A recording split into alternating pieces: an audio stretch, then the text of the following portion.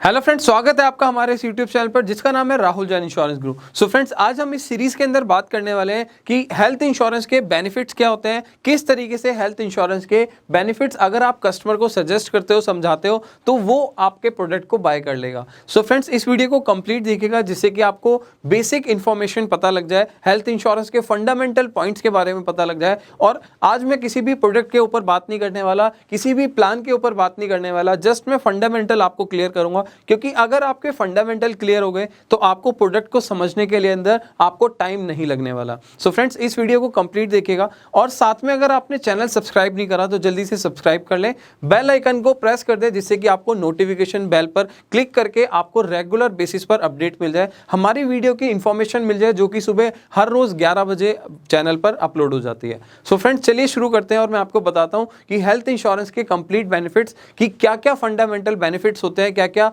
Points होते हैं जो कि हमें कस्टमर को समझाने पर उसके हमारे इंश्योरेंस प्रोडक्ट सेल हो जाए। तो सबसे पहले मैं बात करूंगा कि बेसिक्स ऑफ हेल्थ इंश्योरेंस के अंदर आपके एलिजिबिलिटी की। सो फ्रेंड्स, अगर आपकी एलिजिबिलिटी की मैं बात कर रहा हूं, सो इसका मतलब यहां पर आपको समझने की जरूरत है कि कौन प्रोडक्ट ये ले सकता है, मतलब कि हेल्थ इंश्योरेंस हम किस किस को सेल कर सकते हैं, हमारे पास पोटेंशियल क्या है, किन किन लोगों को हम सजेस्ट कर सकते हैं। सबसे पहले मैं बात करूंगा कि आप 18 साल से लेकर 65 एज तक या फिर 100 एज तक भी हेल्थ इंश्योरेंस सेल कर सकते हो। कुछ कंपनी है जो कि 65 तक ही कैपिंग रखती है, मतलब कि कुछ प्रोडक्ट ऐसे हैं जो कि 65 साल तक की एज पर आप दे सकते हो, इससे ज्यादा की एज होगी तो वो प्रोडक्ट आप नहीं दे सकते, राइट। तो और इसमें मिनिमम एज जो है वो है 18 ईयर्स की। इसके साथ मैं बात करूंगा कि यहां पर है 2 अडल्ट 4 चाइल्ड तक आप मैक्सिमम पॉलिसी सेल कर सकते हो। थोड़ा सा इसको समझ लेते हैं कि है क्या। फ्रेंड्स, यहाँ पर मैं आपको एक छोटी सी इंफॉर्मेशन और देने वाला हूँ कि ये वीडियो आपकी थोड़ी लंबी होने वाली है। क्यों? क्योंकि आपको बेसिक्स ऑफ फंडामेंटल सीखना है, तो एटलीस्ट आधे घंटे के लिए आप एक रजिस्टर पेन लेकर बैठिएगा जिससे कि आपको कंप्लीट नॉलेज मिल जाए, कंप्लीट इंफॉर्मेशन पता लग जाए। और अगर आपके कोई डाउट भी होंगे तो भी मैं आपको आंसर करूंगा। आप कमेंट सेक्शन पे जाके अपने डाउट्स को, अपने क्वेश्चन को यहाँ पर डाल सकते हो या फिर मेरी टीम को डायरेक्टली कॉल कर सकते हो। सो जैसा कि मैं बात कर रहा था यहाँ पर 2 अडल्ट 4 चाइल्ड के लिए, सो इसको थोड़ा सा समझ लेते हैं। यहाँ पर जो इंश्योरेंस कंपनी है वो 1 अडल्ट से आपकी पॉलिसी देती है। 1 अडल्ट का मतलब ये है कि 1 इंडिविजुअल पर्सन, मतलब कि जैसे कि मैं, ठीक है। सो मैं अगर अपने लिए इंश्योरेंस लेना चाहता हूँ, सो मैं एक अकेला व्यक्ति हूँ, तो मैं इसको हम बोलते हैं इंश्योरेंस की लैंग्वेज में 1 अडल्ट, ठीक है। सो यहाँ पर 1 अडल्ट, तो इसको हम इस तरीके से दिखाएंगे। 1 अडल्ट की मैं पॉलिसी लेना चाहता हूँ। यहाँ पर 2 अडल्ट मतलब कि हस्बैंड वाइफ की पॉलिसी हम ले सकते हैं। साथ में इसके साथ कौन कौन से कॉम्बिनेशंस आते हैं, सो यहाँ पर हम बात करेंगे 1 अडल्ट 1 चाइल्ड की, 1 अडल्ट 2 चाइल्ड की, 1 अडल्ट 3 चाइल्ड की और 1 अडल्ट 4 चाइल्ड की। अब आप पूछ रहे होंगे कि यार 1 अडल्ट क्यों हम ले रहे हैं, कि हस्बैंड के साथ वाइफ को क्यों नहीं ले रहे हैं। सो कभी कभी आपने देखा होगा कि यार हेल्थ इंश्योरेंस हस्बैंड का ऑलरेडी कंपनी से हो रखा है, सो यहाँ पर वाइफ को और बच्चों को इंक्लूड कराना चाहता है। सो ऐसे भी कुछ क्लाइंट्स आपको मिल जाएंगे जो अपना इंश्योरेंस नहीं लेना चाहता क्योंकि उसका ऑलरेडी इंश्योरेंस कंपनी से या फिर उसकी कंपनी से उसका इंश्योरेंस यहाँ पर कवर हो चुका है, तो वो अपनी वाइफ को और बच्चों को इंक्लूड कराना चाहता है। सो यहाँ पर 1 अडल्ट 2 चाइल्ड, 1 अडल्ट 3 चाइल्ड और 1 अडल्ट 4 चाइल्ड तक हम यहाँ पर जा सकते हैं। सो इसी के साथ मैं बात करूंगा कि अगर मान लीजिए 2 अडल्ट वाले हम कॉम्बिनेशन की बात करें, सो यहाँ पर 2 अडल्ट, इसके साथ में 2 अडल्ट 1 चाइल्ड, मतलब कि हस्बैंड वाइफ प्लस एक बच्चा, 2 अडल्ट 2 चाइल्ड, 2 अडल्ट 3 चाइल्ड और 2 अडल्ट 4 चाइल्ड। हम ये वाले 5 कॉम्बिनेशंस के अंदर पॉलिसीज ले सकते हैं। सो ये मैंने आपको बताया कि 1 अडल्ट वाले कॉम्बिनेशन में ये 5 कॉम्बिनेशंस बन जाते हैं। और इसी के साथ अगर आप 2 अडल्ट के साथ लेना चाहते हो तो ये 5 कॉम्बिनेशंस आपको बन जाते हैं। कि मैंने आपको यहाँ पर बोला था 2 अडल्ट 4 चाइल्ड तक हम मैक्सिमम पॉलिसी ले सकते हैं, राइट। सो अगर आपके फैमिली मेंबर में चिल्ड्रंस ज़्यादा हैं तो यहाँ पर हम किस तरीके से ले सकते हैं। 1 अडल्ट, मान लीजिए 5 चिल्ड्रंस हैं, ठीक है, एग्जाम्पल के लिए मैं ले रहा हूँ। 1 अडल्ट 3 चाइल्ड प्लस ये मान लीजिए हस्बैंड के साथ हो जाती है, एंड 1 अडल्ट 2 चाइल्ड ये हो जाती है वाइफ के साथ पॉलिसी। सो आपके यहाँ पर हस्बैंड वाइफ कवर हो गए और आपके 5 बच्चे यहाँ पर कवर हो जाते हैं। सो आपको एक पॉलिसी नहीं, आपको 2 पॉलिसी कस्टमर को सजेस्ट करनी पड़ेगी कि सर आपके फैमिली के हिसाब से कंपनी कोई भी प्रोडक्ट ऐसा नहीं है मार्केट में जो कि 5 बच्चों को 5 चिल्ड्रंस को यहाँ पर कवर कर रही है, ठीक है। सो ये सॉल्यूशन आप कस्टमर को दे सकते हो। इसके अलावा हम बात कर रहे हैं सम एश्योर्ड की। सम एश्योर्ड होता क्या है। सो फ्रेंड्स, मैं आपको थोड़ा सा यहाँ पर बता देता हूँ कि कि सम एश्योर्ड एक्चुअल में क्या होता है। सम एश्योर्ड का मतलब होता है कि आप कवरेजेस कितना दे रहे हो, आप उसको बेनिफिट कितना दे रहे हो, ठीक है। इसको थोड़ा सा समझ लेते हैं कि सम एश्योर्ड क्या है। सम एश्योर्ड बेसिकली इसको हम लिख सकते हैं एस ए। तो सम एश्योर्ड का मतलब है बेसिकली रिस्क कवर, कि हम उसको कितने का रिस्क कवर दे रहे हैं। अब ये रिस्क कवर हो सकता है आपका 3 लाख से स्टार्ट हो, 5 लाख का हो, 10 लाख का हो, राइट। सो यहाँ पर जो हम सम एश्योर्ड की बात कर रहे हैं, रिस्क कवर की बात कर रहे हैं, एग्जांपल मैंने 5 लाख का यहाँ पर एग्जांपल ले लिया। सो अगर मैं 5 लाख की पॉलिसी किसी कस्टमर को सजेस्ट कर रहा हूँ, सो 5 लाख से ऊपर का बेनिफिट नहीं ले सकता। अब इसके अंदर उसके सारे जो बेनिफिट्स हैं उसको अगर हम वो भी कर दें, कंबाइंड भी कर दें, तो भी उसके सारे बेनिफिट 5 लाख से ऊपर नहीं जाएंगे, ठीक है। सो इसको कुछ इस तरीके से समझते हैं, जैसे कि आप मान लीजिए आपने कोई कार्ड लिया है, कोई क्रेडिट कार्ड लिया है, उसकी आपको लिमिट मिल गई 5 लाख की।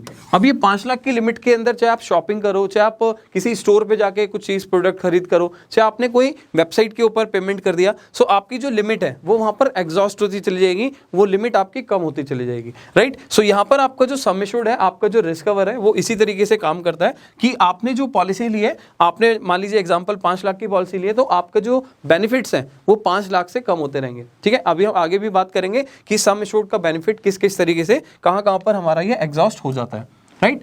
सो इसी तरीके से अब हम बात करने वाले हैं नेक्स्ट पॉइंट की, कि लॉन्ग टर्म प्रीमियम बेनिफिट क्या होता है। लॉन्ग टर्म प्रीमियम बेनिफिट का मतलब ये है कि अब कुछ कस्टमर आपको ऐसे मिलेंगे जो कि कहेंगे यार मेरे को ना 1 साल की पॉलिसी नहीं चाहिए, मेरे को यहाँ पर 2 साल की पॉलिसी चाहिए, राइट। सो अगर कोई भी एक कस्टमर जो कि 2 साल की पॉलिसी प्रीमियम देने के लिए रेडी है, तो यहाँ पर कंपनी क्या कहती है कि अगर आप यहाँ पर एग्जाम्पल यहाँ पर 10,000 रुपये पे कर रहे हो,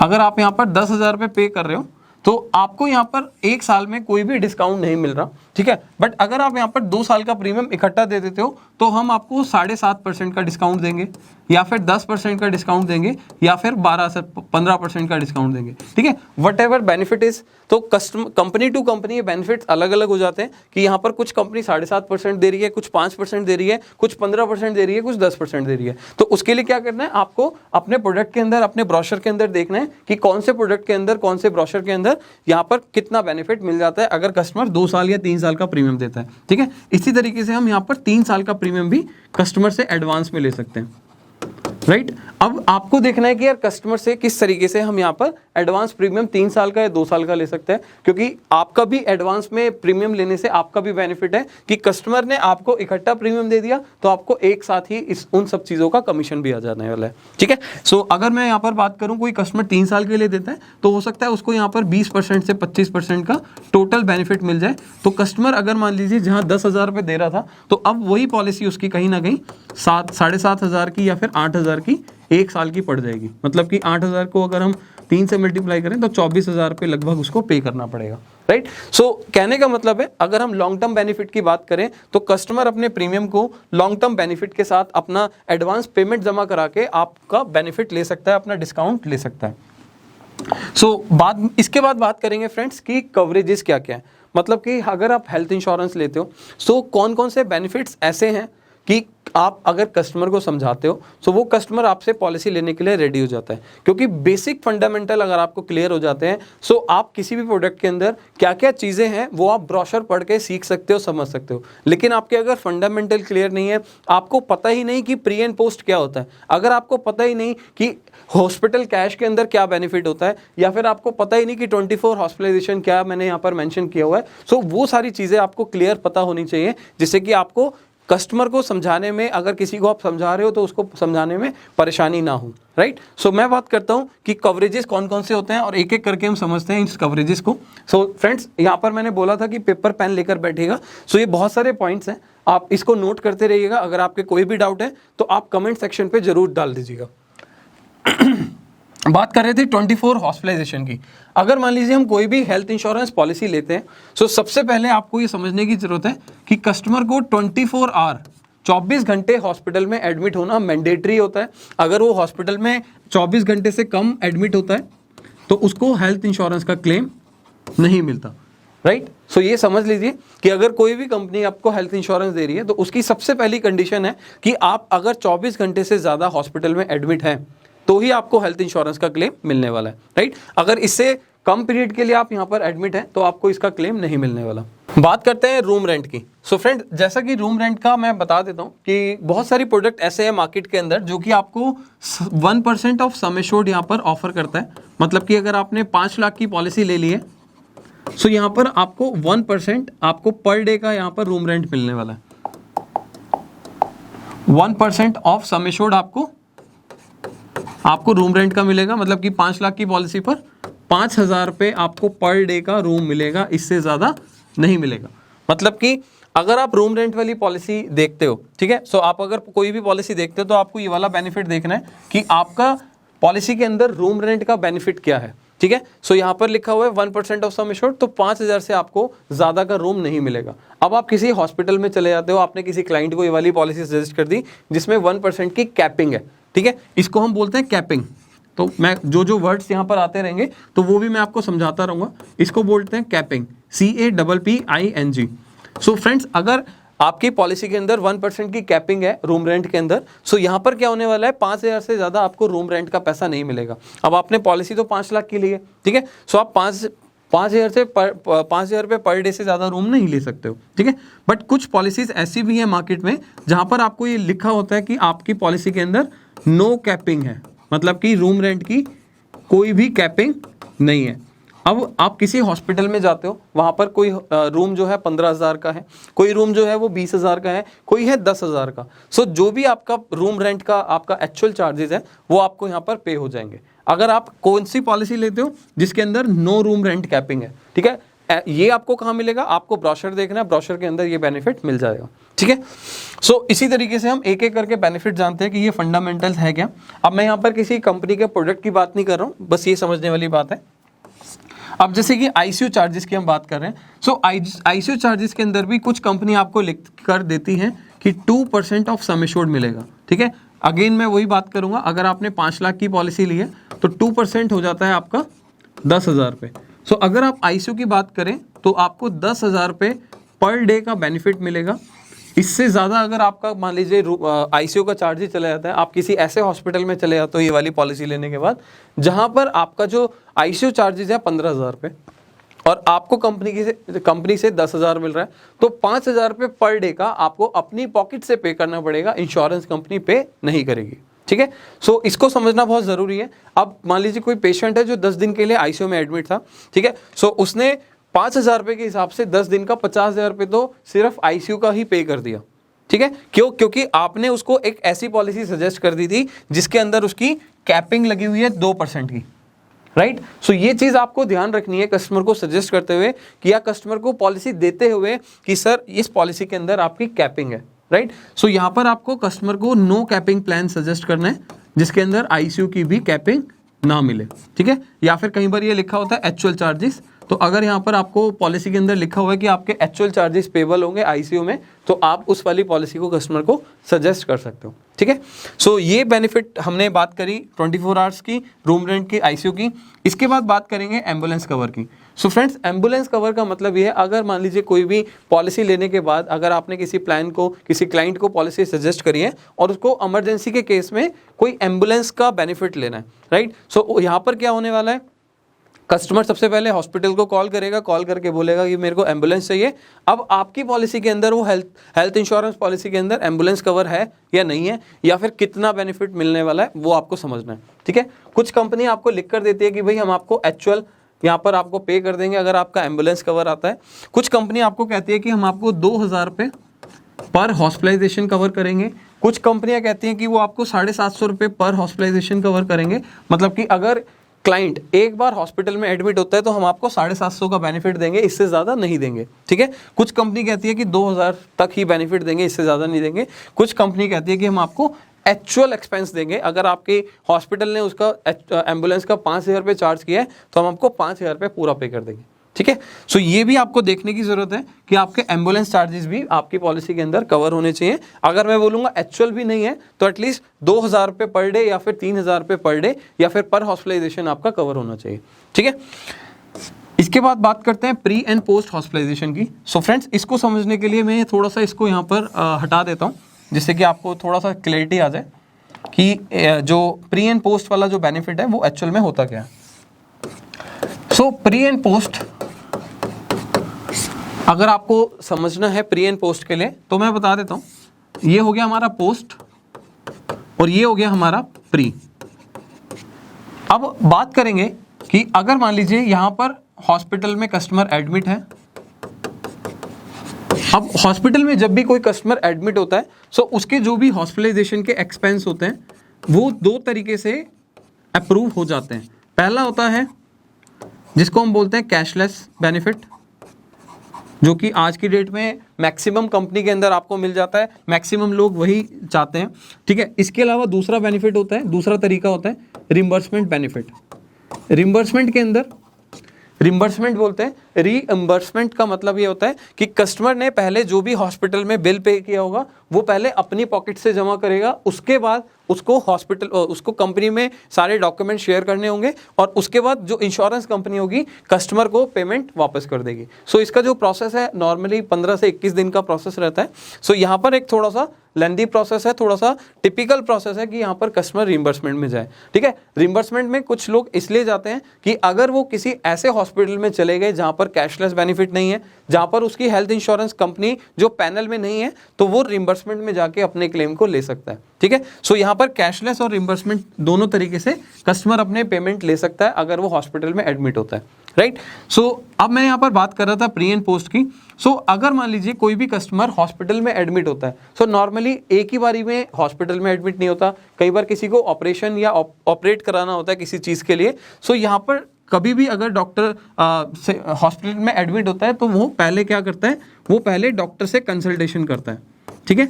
कुछ केसेस में ऐसा होता है कि डॉक्टर से कंसल्टेशन करता है, उसके बाद डॉक्टर आपको बोलता है कि भाई 15 दिन के बाद आपका ऑपरेशन होगा, ट्रीटमेंट होगा या ऐसा कुछ, ठीक है। तो आपने प्री एंड पोस्ट की मैं बात कर रहा हूँ, तो प्री के अंदर आपने डॉक्टर को कंसल्टेशन फीस पे करी है, इसके अलावा आपने मेडिसिन वगैरह कुछ परचेज करी होंगी या फिर मेडिसिन इनटेक करी होंगी, साथ में आपने कुछ रिपोर्ट्स वगैरह कराई होंगी जो कि आपको डॉक्टर ने रिकमेंड किया है। सो ये है हमारे प्री के खर्चे, मतलब कि प्री हॉस्पिटलाइजेशन के खर्चे, कि जब भी हम हॉस्पिटल में एडमिट होते हैं उससे पहले के जो एक्सपेंडिचर्स हैं वो आपके यहाँ पर कंपनी कवर करती है। अब कुछ कंपनी यहाँ पर आपको 30 डेज के खर्चे कवर करेगी, कुछ कंपनी 60 डेज के कवर करेगी और कुछ कंपनी 90 डेज के कवर करेगी। सो आपको क्या देखना है कि भाई मेरी कंपनी कितने ज़्यादा समय के लिए पॉलिसी के अंदर प्री हॉस्पिटलाइजेशन कवर कर रही है, ठीक है। सो यहाँ पर मैंने बताया कि आपके क्या क्या एक्सपेंस कवर हो जाते हैं, doctor consultation, medicine plus reports वगैरह, ठीक है। सो जो भी आपके रिपोर्ट्स के खर्चे हैं, जो भी आपके मेडिसिन के खर्चे हैं, डॉक्टर कंसल्टेशन के खर्चे हैं, वो अगर आपके पास एक्चुअल बिल है विद जीएसटी वाला, ठीक है, सो आपको अगर इनवॉइस है प्रॉपर आपके पास मेडिसिन का और रिपोर्ट्स का और डॉक्टर कंसल्टेशन का, सो आप यहाँ पर कंपनी में जाके रिम्बर्समेंट कर सकते हो, राइट। इसी तरीके से जब भी हम हॉस्पिटल से डिस्चार्ज के टाइम पे बात करते हैं कि डॉक्टर आपको बोलता है कि आपकी छुट्टी हो गई है, अब आप घर जा सकते हो, सो यहाँ पर आपको डॉक्टर एक चीज़ और बोलता है कि आपको अगले 30 दिन तक ये मेडिसिन लेनी है, उसके बाद कुछ रिपोर्ट्स करा के आपने 1 महीने के बाद मुझे वापस दिखाना है कि आपको कोई प्रॉब्लम दोबारा तो नहीं, ठीक है। सो यहाँ पर आपको हॉस्पिटल से जाने के बाद भी कुछ एक्सपेंसेस करने होते हैं, जैसे कि डॉक्टर को अगर आपने दोबारा दिखाना है तो उसको कंसल्टेशन फीस देनी पड़ेगी, आपको मेडिसिन लेनी है क्योंकि डॉक्टर ने बोला है कि भाई 15 दिन तक आपको मेडिसिन लेनी है, 30 डेज तक मेडिसिन लेनी है। इसके अलावा आपने डॉक्टर ने आपको बोला कि भाई रिपोर्ट्स करा के आप वापस मुझे दिखाइए, ठीक है। सो ये जो एक्सपेंडिचर है, ये जो खर्चे हैं, अब आपको ये खर्चे अपनी पॉकेट से बियर करने की जरूरत नहीं है। आपको क्या करना है, जस्ट ये जो एक्सपेंडिचर्स हैं इनको कर लीजिए, ठीक है। उसके बाद आप ये जो बिल्स वगैरह हैं, ये सारे बिल्स आप इंश्योरेंस कंपनी को भेज के आप यहाँ पर क्लेम ले सकते हो, रिम्बर्समेंट वापस ले सकते हो। तो इसको हम प्री एंड पोस्ट बोलते हैं। अब पोस्ट के अंदर नॉर्मली आप देखोगे 60 डेज, 90 डेज, 120 डेज और 180 डेज। सो आप ये देखिए कि आपकी पॉलिसी के अंदर जो आप कस्टमर को सजेस्ट कर रहे हो कि उस पॉलिसी के अंदर आपको कितने ज़्यादा समय के लिए पोस्ट हॉस्पिटलाइजेशन कवर हो रहा है, ठीक है। बहुत सारी कंपनी इस तरीके से देती है 90 एंड 180, 60 एंड 180, मतलब कि 60 प्री हो गया और 180 पोस्ट हो गया, ठीक है। सो आपको देखना है कि कस्टमर को मैं कौन सी ऐसी पॉलिसी सजेस्ट करूं जहां पर उसको ज़्यादा बेनिफिट मिल जाए, कल को अगर वो हॉस्पिटल में एडमिट हो तो प्री एंड पोस्ट का वो ज़्यादा से ज़्यादा रिम्बर्समेंट क्लेम ले सके, right. So pre and post आपको आई थिंक अच्छे से क्लियर हो गया होगा, क्योंकि मैंने काफ़ी डिटेल में आपको समझा दिया कि प्री एंड पोस्ट हम किस तरीके से ले सकते हैं। बात करेंगे इसके अलावा डे केयर कवरेज की, डे केयर ट्रीटमेंट की। So friend, day care treatment क्या होता है? डे केयर ट्रीटमेंट मैं आपको समझा देता हूं। देखो, जैसा कि मैंने आपको यहाँ पर बताया था कि कुछ बीमारी अगर हमें हो जाती है, कोई भी हमें ट्रीटमेंट लेना होता है, तो 24 घंटे हॉस्पिटल में एडमिट होना ज़रूरी है। बट डे केयर के अंदर आपको ये कंडीशन है कि ऐसी बीमारियाँ जिसके अंदर 24 घंटे से कम में इलाज हो जाए, वो बीमारियाँ आपकी सारी इसमें कवर हो जाती हैं।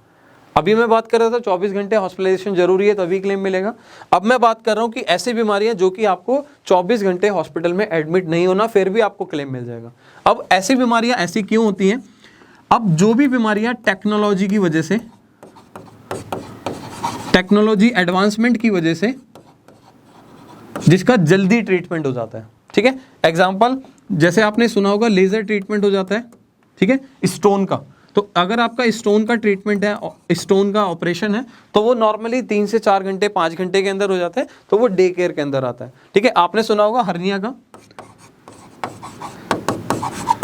सो हर्निया जैसी एक बीमारियां हैं, वो एक ट्रीटमेंट ऐसा है जो कि नॉर्मली जो डॉक्टर्स हैं वो आपको 3 से 4 घंटे 5 घंटे के अंदर ट्रीटमेंट करके आपको ऑपरेट करके वापस घर भेज देते हैं, ठीक है। कैटरेक्ट है, मोतियाबिंद जिसे हम बोलते हैं। सो ऐसी बीमारियां जो कि टेक्नोलॉजी एडवांसमेंट की वजह से डॉक्टर आपको सजेस्ट करता है कि आपको इसके लिए 24 घंटे हॉस्पिटल में एडमिट नहीं होना, और इस बीमारियों को आप यहाँ पर अपने डे केयर के अंदर कवर कर सकते हो। इंश्योरेंस कंपनी उसका क्लेम भी आपको पे करती है। बट यहाँ पर समझना है कि इंश्योरेंस कंपनी कौन कौन सी डे केयर बीमारियों को कवर करती है। देखो, अगर मैं कुछ कंपनीज की बात करूं तो कुछ कंपनीज यहाँ पर आपको बोलती है कि आप 521 मतलब कि 521 बीमारियां ऐसी हैं जो हम डे केयर के अंदर कवर करते हैं, और इसका ट्रीटमेंट आप अपना करा सकते हो, ठीक है। मतलब कि एक लिस्ट वो प्रोवाइड करती है कंपनीज कि आप इतनी बीमारियों को हम डे केयर के अंदर कवर कर रहे हैं। कुछ कंपनी यहाँ पर कहती है कि हम आपके ऑल डे केयर कवर कर रहे हैं, कि अगर फ्यूचर में कल को कोई ऐसी टेक्नोलॉजी एडवांसमेंट आ जाती है जिसकी वजह से वो बीमारी आपकी डे केयर के अंदर आ जाए, तो जहां पर आपको ऑल डे केयर लिखा हुआ है तो वो पर्टिकुलर बीमारी भी आपकी इंश्योरेंस कंपनी कवर करेगी, क्योंकि उसने आपको कोई लिस्ट प्रोवाइड नहीं करी कि हम सिर्फ ये वाली बीमारियां कवर कर रहे हैं, ठीक है। सो यहाँ पर मैं सजेस्ट करूंगा कि अगर आपको कुछ इस तरीके से मिलता है कि 452 बीमारियां आपको कवर मिल रही है, 521 बीमारियां कवर मिल रही हैं, सो इनको आप अवॉइड कीजिएगा। मैं बोलूँगा कि आप ऐसी प्रोडक्ट देखिए जिसमें आपको ऑल डे केयर बीमारियां आपको डे केयर के अंदर कवर मिल रही है, ठीक है। सो देखो, कंसल्टेंट का काम क्या है, एडवाइजर का काम क्या है कि आपने कस्टमर को सही प्रोडक्ट सजेस्ट करना है। अब कस्टमर को क्या लेना है क्या नहीं लेना वो हमारे ऊपर नहीं है, ठीक है। हमको क्या देखना है कि यार कस्टमर को ज़्यादा से ज़्यादा प्रोडक्ट वाली पॉलिसी बताई जाए, बेनिफिट बताया जाए, जिससे कि उसको कल को क्लेम के टाइम पे प्रॉब्लम्स ना हो, क्योंकि क्लेम अगर उसको इजीली मिल जाएगा तो वो आपको रिकमेंड भी करेगा, उसके साथ में वो 10 लोगों को और सजेस्ट करेगा कि भाई मेरा इंश्योरेंस एडवाइज़र जो है काफ़ी अच्छा है, काफ़ी हेल्पिंग हैंड है, तो वो आप उनसे प्रोडक्ट ले सकते हो, उनसे सजेशंस ले सकते हो, राइट। सो ये सारी चीज़ें हैं जो कि मैं आपको बता रहा हूँ टाइम टू टाइम, क्योंकि ये चीज़ें आपके बिजनेस को ग्रो करने में आपको हेल्प करने वाली है। नेक्स्ट पॉइंट की बात करेंगे को पेमेंट की। अब जो को पेमेंट है उसको समझ लेते हैं। को पेमेंट का मतलब ये है कि जब भी आप इंश्योरेंस क्लेम लेते हो तो कुछ कंपनीज ऐसी हैं जो आपको कहती है कि भाई आप कोई भी प्रोडक्ट का, कोई भी कंपनी का कोई भी क्लेम लेते हो, सो आपको 10% का को पे लगेगा। मतलब कि ये पेमेंट जो है कस्टमर को पे करना पड़ेगा। अगर आपने ऐसी पॉलिसी ले ली जिसके अंदर को पे लगा हुआ है, तो यहाँ पर आपने देखोगे कि आप 5% का को पे, 10% का को पे, 20% का कोपे या 30% तक का भी कोपे लग जाता है। कोपे का मतलब यह है, को पेमेंट का मतलब यह है कि इतना अमाउंट, इतना परसेंटेज जो है वो कस्टमर को पे करना है, और बाकी जो रेस्ट ऑफ द अमाउंट है, जैसे कि मैं यहाँ पर बात कर रहा था, यहाँ पर रेस्ट ऑफ द परसेंटेज कितना बच गया, 90%, तो ये इंश्योरेंस कंपनी पे करेगी। सो ये इंश्योरेंस कंपनी पे करेगी 90% और 10% कस्टमर पे करेगा। सो अगर यहाँ पर मान लीजिए 5 लाख की पॉलिसी में 2 लाख का क्लेम आ गया, तो कस्टमर को 20,000 रुपये पे करना है और 1,80,000 रुपये इंश्योरेंस कंपनी पे कर देगी, राइट। सो ऐसे प्रोडक्ट देखिए जहाँ पर आपको कोपे भी ना मिले, किसी बीमारी के ऊपर भी नहीं मिले, ना ही आपकी पॉलिसी के ऊपर हो, ठीक है। कई बार क्या होता है कि आप अगर देखोगे नॉर्मली केसेस में, जिन लोगों की एज, आप पहली बार किसी का इंश्योरेंस करते हो जिनकी एज 60 साल से ज़्यादा है, ठीक है, 60 साल से ज़्यादा अगर किसी की इंश्योरेंस पॉलिसी आप करते हो, सो उन प्रोडक्ट्स के अंदर आपको मैक्सिमम ये मिलेगा कि आपका 20% का कोपे है, 30% का कोपे है या फिर 10% का कोपे है, वट एवर इट इज़। ठीक है, प्रोडक्ट टू प्रोडक्ट वेरी करता है, तो मैं यहाँ पर प्रोडक्ट की बात नहीं कर रहा हूँ, आपको फंडामेंटल क्लियर कर रहा हूँ कि कोपे होता क्या है और किस तरीके से ये काम करता है, राइट। सो फ्रेंड्स, जैसा कि मैं आपको समझा रहा हूँ, बता रहा हूँ, तो मेरे को लगता है कि शायद आपको कुछ डाउट्स नहीं होंगे या आपके कुछ क्वेश्चंस नहीं होंगे, बट फिर भी अगर आपके कोई क्वेश्चन है तो आप नोट करते रहिए, जिससे कि आपको मैं बाद में कमेंट सेक्शन पे आपके क्वेश्चंस के आंसर दे सकूं। हेल्थ चेकअप की बात करेंगे कि हेल्थ चेकअप क्या है। अब हेल्थ चेकअप में नॉर्मली हम बात करते हैं रूटीन चेकअप की। अब कोई भी कस्टमर जो कि पॉलिसी बाय करता है, सो उसके माइंड में कहीं ना कहीं रहता है कि यार मैं हेल्थ इंश्योरेंस ले रहा हूँ तो मुझे रेगुलर कुछ ना कुछ हेल्थ चेकअप मिल जाए, जिससे कि मेरे को बेनिफिट मिलता रहे। अगर मान लीजिए मैं पॉलिसी ले रहा हूँ तो मेरे को कोई ऐसा बेनिफिट जिससे कि मेरे को पैसा ना पे करना पड़े। ठीक है, सो यहाँ पर एक रूटीन हेल्थ चेकअप मिल जाता है, ठीक है, जो कि कुछ कंपनी डे 1 से भी कवर कर रही है, कुछ कंपनी कहती है कि हम आपको हर साल मतलब कि एवरी ईयर आपको क्लेम देंगे, ठीक है, सॉरी हेल्थ चेकअप देंगे। कुछ कंपनी कहती है कि हम 2 ईयर्स में 1 टाइम आपको हेल्थ चेकअप देंगे। कुछ कंपनियां कहती है कि भाई हम आपको 3 साल में एक बार हेल्थ चेकअप देंगे। ठीक है, सो यहाँ पर product to product, company to company अलग अलग है। कुछ कंपनी डे 1 से आपको हेल्थ चेकअप का बेनिफिट दे रही है, कुछ कंपनी 1 साल के बाद आपको दे रही है, कुछ कंपनी 2 साल में एक बार बेनिफिट दे रही है, और कुछ कंपनी आपको 3 साल में एक बार हेल्थ चेकअप का बेनिफिट दे रही है, राइट। सो इसी तरीके से बात करेंगे फ्रेंड्स ऑर्गन डोनर की। सो ऑर्गन डोनर क्या होता है? अब ऑर्गन डोनर के अंदर मैं बात करूंगा कि अगर कोई भी पर्सन अपनी हेल्थ इंश्योरेंस पॉलिसी लेता है तो उसके माइंड में होता है कि कल को अगर मेरी किडनी खराब हो जाती है या कोई ऐसा ऑर्गन खराब हो जाता है कि मेरे को किसी से उसको लेने की जरूरत पड़ जाए या फिर डोनेट करने की जरूरत पड़ जाए, सो मेरी इंश्योरेंस पॉलिसी के अंदर वो डोनेशन जो ऑर्गन डोनर है वो कवर हो जाता है। ठीक है, सो यहाँ पर कुछ कंपनियां कहती है कि आपकी पॉलिसी के अंदर हम 10% ऑफ सम एश्योर्ड का ऑर्गन डोनर कवर करेंगे। कुछ कंपनियां कहती है कि भाई हम आपको 50% का कवरेज देंगे ऑर्गन डोनर का। लेकिन कुछ कंपनियां मार्केट में ऐसी भी हैं जो आपको बोलेगी 100% ऑफ सम एश्योर्ड आप इसका बेनिफिट ले सकते हो। ठीक है, सो कस्टमर को एक ऐसी ही पॉलिसी सजेस्ट कीजिएगा जिसके अंदर आपको 100% ऑफ सम एश्योर्ड कवर हो जाता है। अगर आपने 10 लाख की पॉलिसी ली है सो आपको 10 लाख का ऑर्गन डोनर कवर मिल जाए। अगर आपने मान लीजिए 10% वाली पॉलिसी ले ली तो 10 लाख की पॉलिसी में सिर्फ 1 लाख का ही ऑर्गन डोनर कवर होगा। ठीक है, सो ये कहीं ना कहीं एक ऐसा बेनिफिट है जो कि आज आपको इतना बेनिफिट नहीं लगेगा, बट कल को अगर इस तरह की कोई प्रॉब्लम डिजीज हो जाती है सो कस्टमर को लगेगा कि यार मैंने कौन सी पॉलिसी ले ली, मेरा तो नुकसान ही हो गया। ठीक है, सो ऐसी प्रोडक्ट मत सजेस्ट कीजिए जिसमें कस्टमर को उसका नुकसान दिखे। अब बात करेंगे इसके अलावा कुछ बेनिफिट्स की, जो कि यहां पर है domiciliary treatment. So friends, domiciliary treatment मतलब की होता है, इसको हम बोलेंगे होम ट्रीटमेंट, कि अगर कुछ कस्टमर ऐसे हैं जिनकी सिचुएशन क्रिटिकल हो जाती है। अब मान लीजिए कोई कस्टमर ऐसा है जिसने पॉलिसी ले ली बट अचानक से उसकी सिचुएशन क्रिटिकल हो जाती है 1 साल बाद, 2 साल बाद, 5 साल बाद, 10 साल बाद, सो उसकी पॉलिसी के अंदर हेल्थ ट्रीटमेंट भी कवर होना, सॉरी होम ट्रीटमेंट भी कवर होना चाहिए कि क्रिटिकल सिचुएशन में वो अपने घर पर भी इलाज करा सके। सो क्रिटिकल सिचुएशन में वो अपने घर पर भी इलाज करा सके। इसकी कंडीशन क्या है कि कस्टमर अगर मूव नहीं हो सकता, बेड से नहीं उठ सकता, तो वो अपना हेल्थ इंश्योरेंस क्लेम ले सकता है। या फिर इसके अलावा मैं बात करूंगा, अगर कस्टमर मान लीजिए 3 दिन से ज़्यादा घर पर ट्रीटमेंट लेना चाहता है तो वो ले सकता है। नॉर्मल फीवर डिजीज में वो क्लेम नहीं मिलता।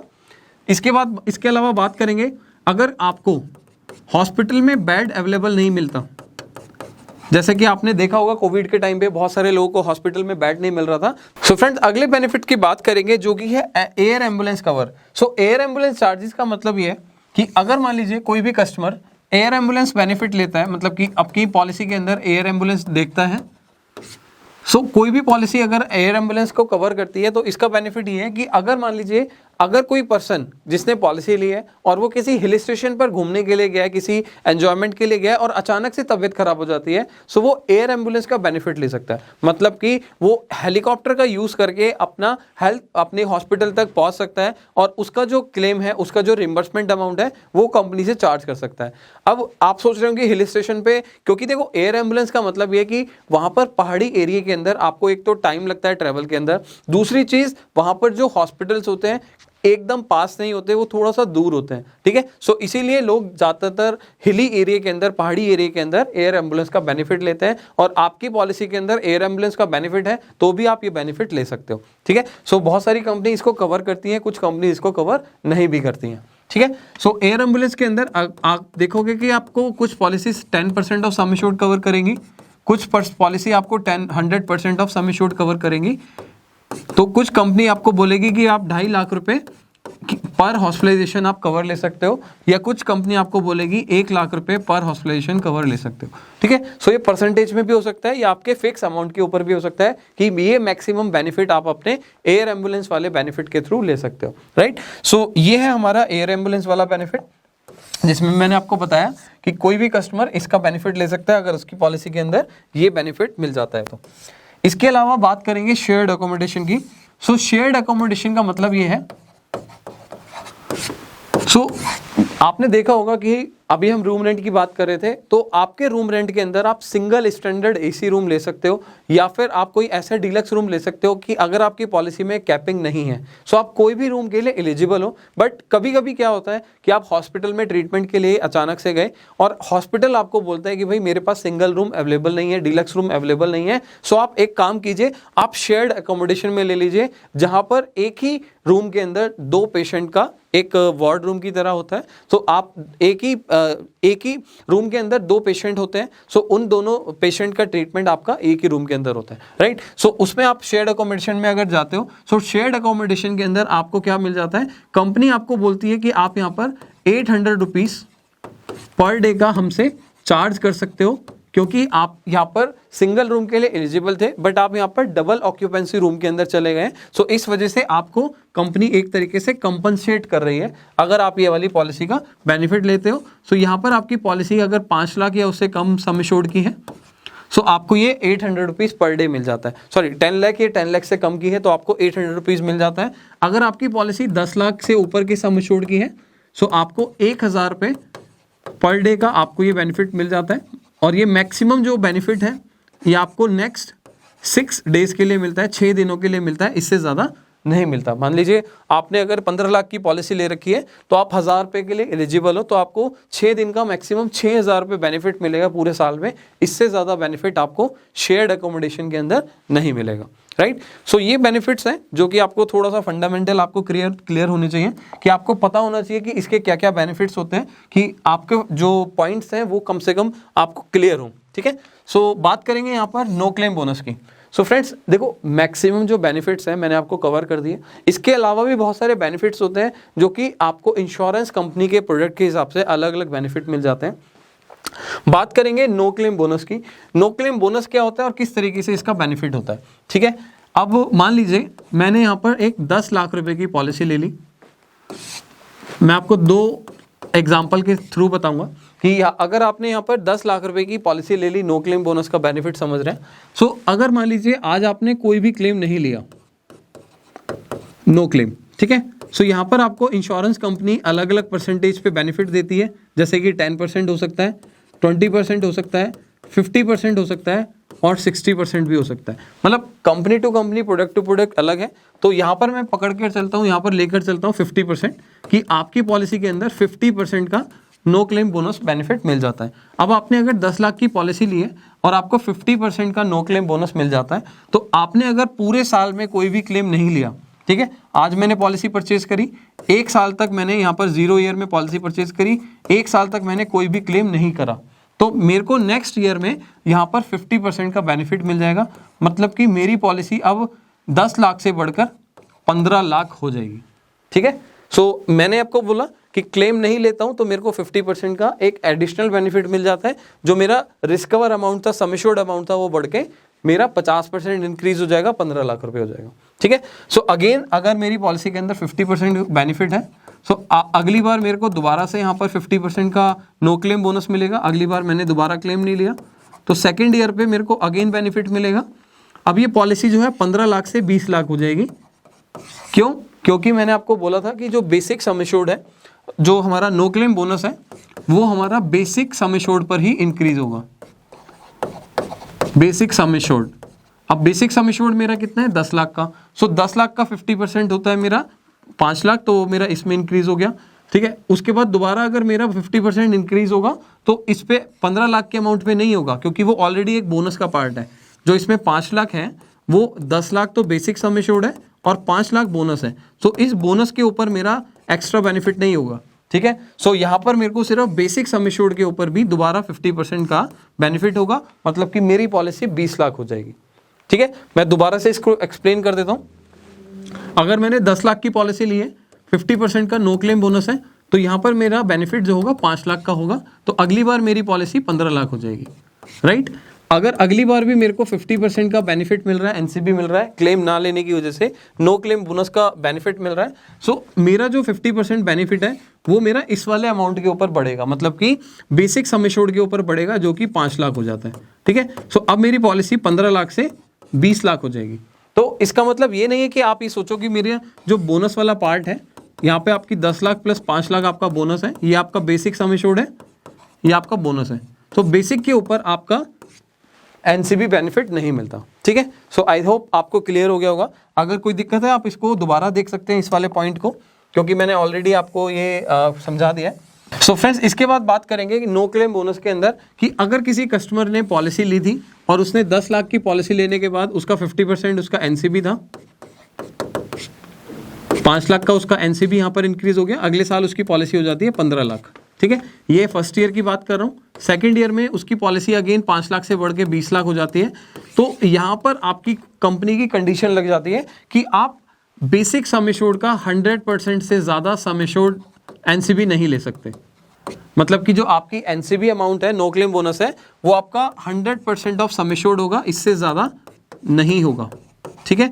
या कुछ कंपनी आपको कहती है कि 50% ऑफ सम एश्योर्ड होगा, कुछ कंपनी आपको कहती है कि ये 150% ऑफ सम एश्योर्ड होगा, 150% ऑफ सम एश्योर्ड होगा, राइट। सो ये समझना है कि आपकी पॉलिसी में 100% है, 50% है या 150% है, राइट। अब बात करेंगे अगर किसी कस्टमर ने अपनी 2 साल पॉलिसी 20 लाख की जब हो जाएगी, उसके बाद अगर उसने क्लेम ले लिया तो क्या होगा, ठीक है। सो अभी तो हम बात कर रहे थे नो क्लेम की, लेकिन अब बात करेंगे कि कस्टमर ने 3 साल पॉलिसी चलाई या 4 साल पॉलिसी चलाई और उसके बाद उसने अपनी पॉलिसी में क्लेम लिया तो क्या होगा, ठीक है। सो यहाँ पर जिस तरीके से जिस प्रोपोर्शन में 50% का प्रोपोर्शन था, तो 50% प्रोपोर्शन में हमारा जो रिस्क कवर था वो बढ़ रहा था, ठीक है। इससे ज़्यादा पॉलिसी नहीं बढ़ेगी, बट अगर यहाँ पर क्लेम आ जाता है तो इसी परसेंटेज में आपकी पॉलिसी का जो बेनिफिट है नो क्लेम बोनस वो माइनस हो जाएगा, ठीक है। क्योंकि 5 लाख बढ़ा था तो 5 लाख ही माइनस हो जाएगा, अगली बार मेरी पॉलिसी 15 लाख की हो जाएगी।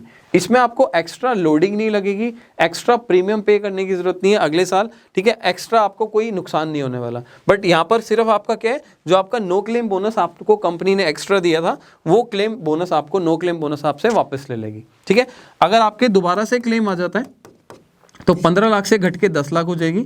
अगर इसके बाद भी आपका क्लेम आ जाता है तो अगले साल ये 10 लाख हो जाएगी। क्यों? क्योंकि आपकी जो बेसिक सम एश्योर्ड था, बेसिक पॉलिसी जो थी, वो आपकी, इसको हम बोलते हैं बेसिक सम एश्योर्ड। तो बेसिक पॉलिसी से नीचे आपका सम एश्योर्ड नहीं जाएगा, चाहे आप इसके बाद कितनी बार भी क्लेम लेंगे तो आप 10 लाख से नीचे आपका रिस्क कवर नहीं जाने वाला। क्यों? क्योंकि आपने बेसिक पॉलिसी ले रखी है 10 लाख की, ठीक है। सो ये बेनिफिट्स है। इसी तरीके से अगर आपकी पॉलिसी के अंदर 10 लाख की पॉलिसी के अंदर मान लीजिए 10% का बेनिफिट है, तो 1 लाख का आपका बेनिफिट हो गया, नो क्लेम बोनस हो गया, तो 11 लाख हो जाएगा, अगली बार 12 लाख हो जाएगा, फिर 13 लाख हो जाएगा, फिर 14 लाख हो जाएगा। अब अगली बार अगर क्लेम आ जाता है तो ये 14 लाख से घट के 15 नहीं होगा, आपका ये वापस 13 हो जाएगा, राइट। सो ये एक समझने वाली बात है कि जिस प्रोपोर्शन में मेरा बेनिफिट बढ़ रहा है उसी प्रोपोर्शन में मेरा बेनिफिट अगले साल कम हो जाएगा, राइट। सो ये हमारा नो क्लेम बोनस वाला बेनिफिट है। अब नो क्लेम बोनस के बाद हम बात करने वाले हैं फ्रेंड्स रिस्टोरेशन बेनिफिट की, जो कि आज की डेट में सबसे ज़्यादा एक ऐसा बेनिफिट जो कि लोगों को कहीं ना कहीं इस बेनिफिट के बारे में अगर आप बता देते हो तो कस्टमर आपसे पॉलिसी बाय कराने के लिए बहुत जल्दी रेडी हो जाता है। सो ये आप बड़े ध्यान से समझिएगा, रिस्टोरेशन बेनिफिट बोलते हैं, या फिर कुछ कंपनी में इसको रिफिल भी बोलते हैं, या कुछ कंपनी में इसको रिचार्ज भी बोलते हैं। सो फ्रेंड्स, रिस्टोरेशन बेनिफिट क्या होता है इसको समझ लेते हैं। मान लीजिए आज आपने किसी को 10 लाख की पॉलिसी बताई, तो 10 लाख की पॉलिसी के साथ उसको एक 10 लाख का रिस्टोरेशन बेनिफिट एक एज अ फ्री मिलता है, उसको उसके लिए कोई एक्स्ट्रा प्रीमियम पे करने की जरूरत नहीं है, ठीक है। सो यहाँ पर बहुत सारी कंपनीज के अलग अलग रिस्टोरेशन बेनिफिट है, तो उसको समझने के लिए थोड़ा सा यहाँ पर ध्यान दीजिएगा, फोकस कीजिएगा, क्योंकि ये पॉइंट अगर आपने समझ लिया तो कस्टमर को आप यहाँ पर आराम से पॉलिसी सजेस्ट करके उसको पॉलिसी सेल कर सकते हो। ठीक है। सो अगर मान लीजिए यहाँ पर 10 लाख की मैं पॉलिसी की बात कर रहा हूँ, तो आपको अगर पहले वाला जो बेसिक सम एश्योर्ड है, इसको हम बेसिक सम एश्योर्ड बोलते हैं, बेसिक सम एश्योर्ड, इसको हम रिस्टोर बोलते हैं।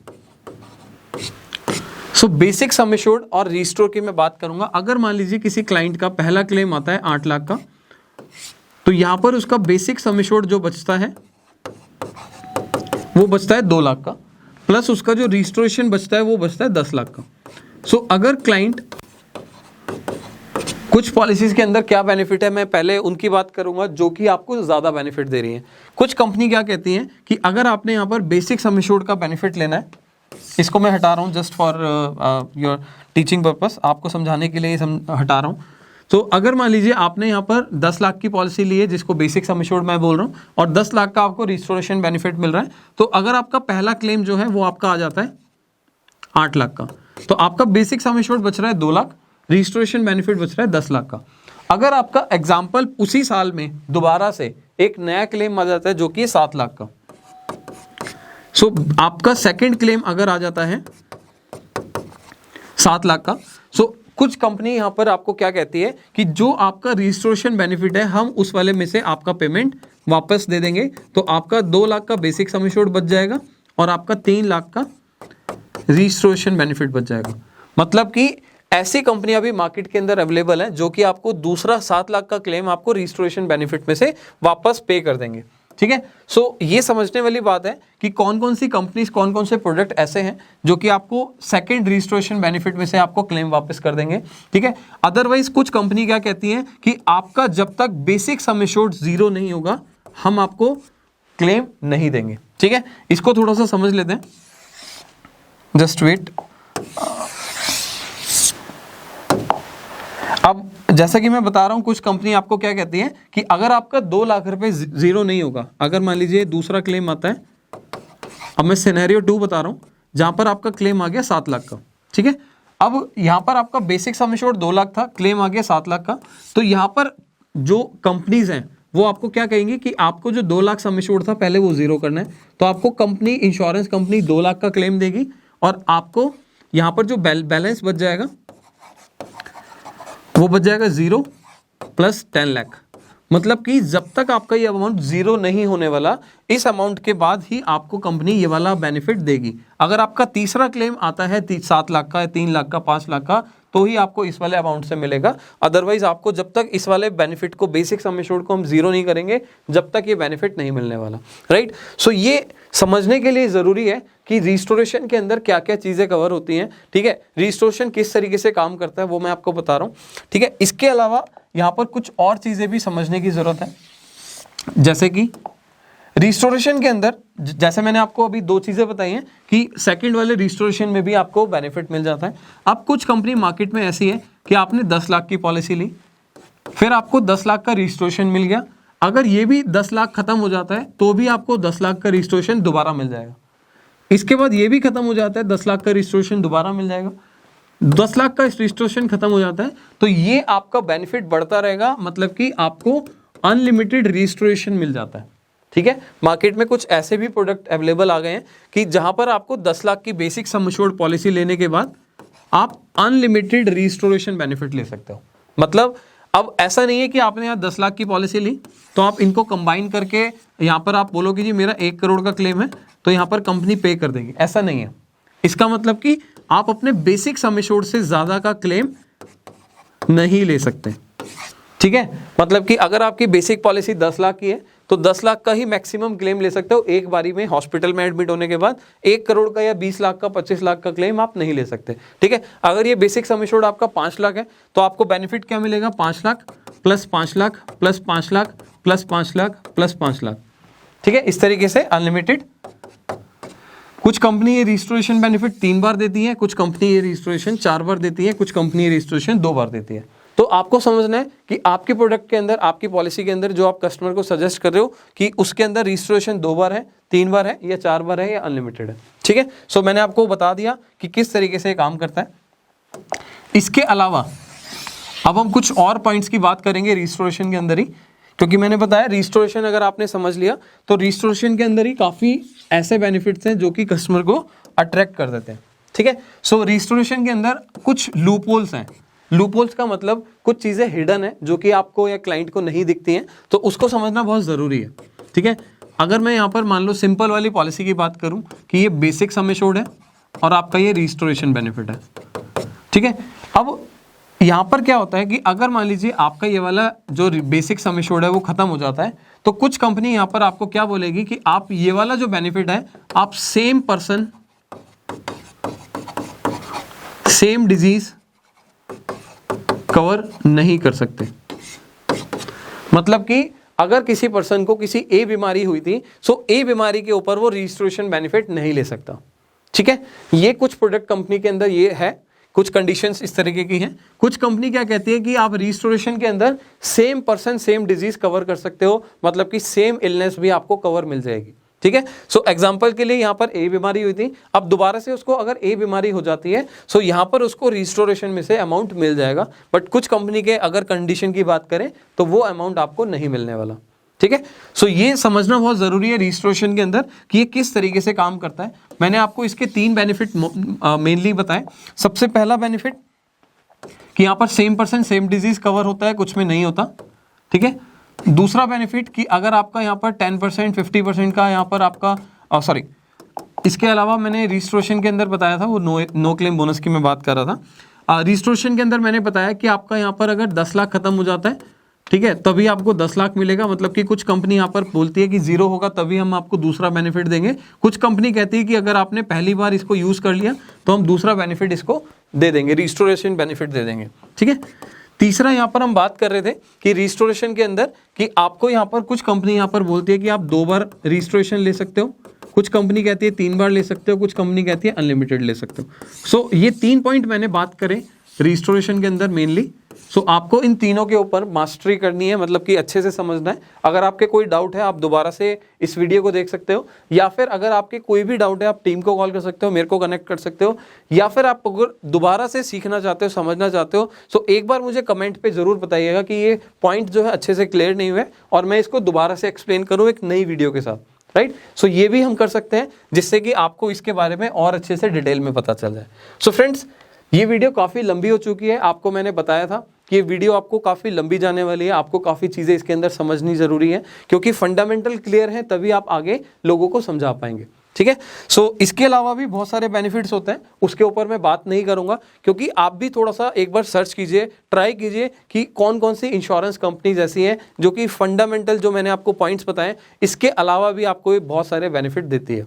राइट, सो फ्रेंड्स, अब हम अगली वीडियो के अंदर बात करेंगे कि इसके अलावा आपकी जो कि कवरेजेस तो हमने बात कर ली कि कौन कौन से कवरेजेस होते हैं, क्या बेनिफिट्स होते हैं, कितने टाइम बाद कवर होता है, कितना परसेंटेज इसमें मिल जाता है, कितना कवरेजेस हमें मिल जाता है। ठीक है, अब हम बात करेंगे अगली वीडियो में कि हमारा वेटिंग पीरियड क्या होता है, मतलब कि कितने समय के बाद हमारा इंश्योरेंस पॉलिसी लेने के बाद हमारे को कवरेजेस मिल जाते हैं, बेनिफिट्स मिल जाते हैं, जिससे कि आप कस्टमर को सजेस्ट करके आप बता सकते हो कि सर आपकी ये पर्टिकुलर डिजीज़ जो है ये आपकी 2 साल बाद कवर हो जाएगी, 1 साल बाद कवर हो जाएगी, या फिर 30 डेज के बाद कवर हो जाएगी। सो फ्रेंड्स, अगली वीडियो को जो आप जरूर देखिएगा जिससे आपको पता लग जाए कि वेटिंग पीरियड के क्या बेनिफिट्स हैं, मतलब कि कितनी कौन कौन सी बीमारी कितने समय के बाद कवर हो जाती है, क्योंकि ये भी एक मेन पॉइंट है जो कि कस्टमर के माइंड में रहता है, और अगर आप उसको पहले से ही सजेस्ट कर देंगे सो आपके लिए एक बेनिफिशियल पॉइंट होगा।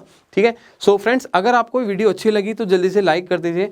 अगर आपके कोई भी क्वेरी है, आपके कोई भी क्वेश्चंस हैं, या आपको कोई भी डाउट है, सो एक बार मैं रिकमेंड करूंगा आप इस वीडियो को दोबारा से रिपीट कीजिए, एक बार फोकस के साथ आप इस वीडियो को दोबारा देखिए, क्योंकि मैक्सिमम पॉइंट्स, मैक्सिमम बेनिफिट्स मैंने इस वीडियो के अंदर आपको बताने की कोशिश करी। और इसी तरीके से हम आगे भी सीखेंगे कि आप इंश्योरेंस एडवाइजरी बिजनेस करके कैसे मंथली इजीली 50 से 60 हज़ार रुपये अर्न कर सकते हो हेल्थ इंश्योरेंस काम करके। सो फ्रेंड्स, अगर आप ये वीडियो को सब्सक्राइब करते हैं सो सब्सक्राइब कर लीजिए, जिससे कि आपको कोई भी नोटिफिकेशन मिस ना हो जाए, आपको कोई भी वीडियो मिस ना हो जाए जो कि हमारे चैनल पर रेगुलर 11 बजे अपलोड हो जाती है डेली सुबह। सो अगर आपके कोई डाउट्स है तो कमेंट कीजिए, डिस्क्रिप्शन पे जा सकते हो, आप अपनी मेरी टीम से बात कर सकते हो अगर आपके कोई भी क्वेश्चंस हैं।